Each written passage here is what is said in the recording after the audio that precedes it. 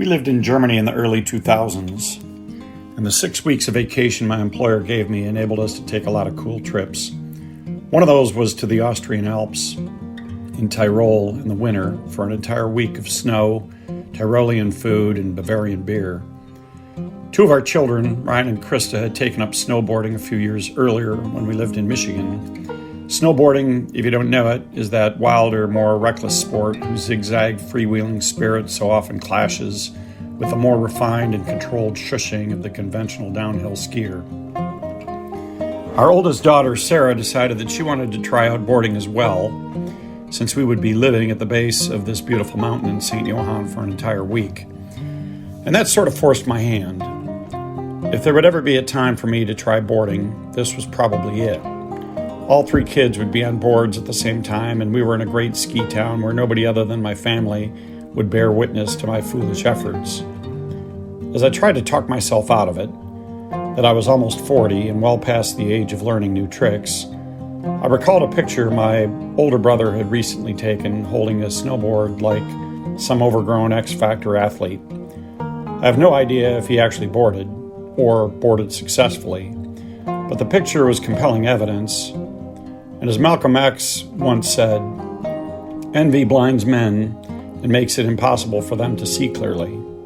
And thus, with all three kids and even my older brother taking up boarding, I was sufficiently blinded.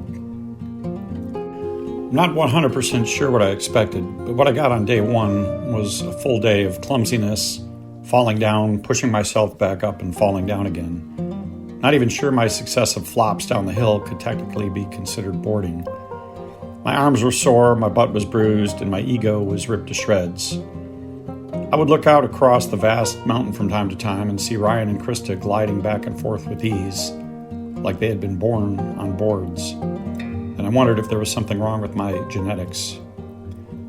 The next morning I had a decision to make, and I contemplated my options over Bavarian breakfast of unique breads, fantastic cheeses, and vice versa, as I held my arms and tried to rub the soreness out of them induced by the hundreds of push-ups I'd done in the snow the prior day. Ultimately, I chose to undertake one more day of clumsiness and pain, and I'm glad I did. It was as if my subconscious had worked out the kinks in my sleep and had recalibrated my brain from that of a skier to a boarder. With my first effort, I glided, I'd like to say like an old pro, but really just good enough to avoid falling and embarrassing myself.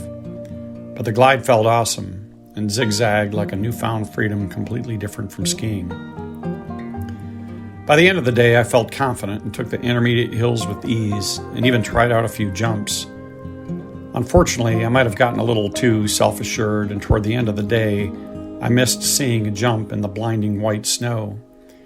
The edge of my board caught the jump, and I flew through the air and landed face down in such a way that one of my ribs decided to remind me of the incident for the next couple of months.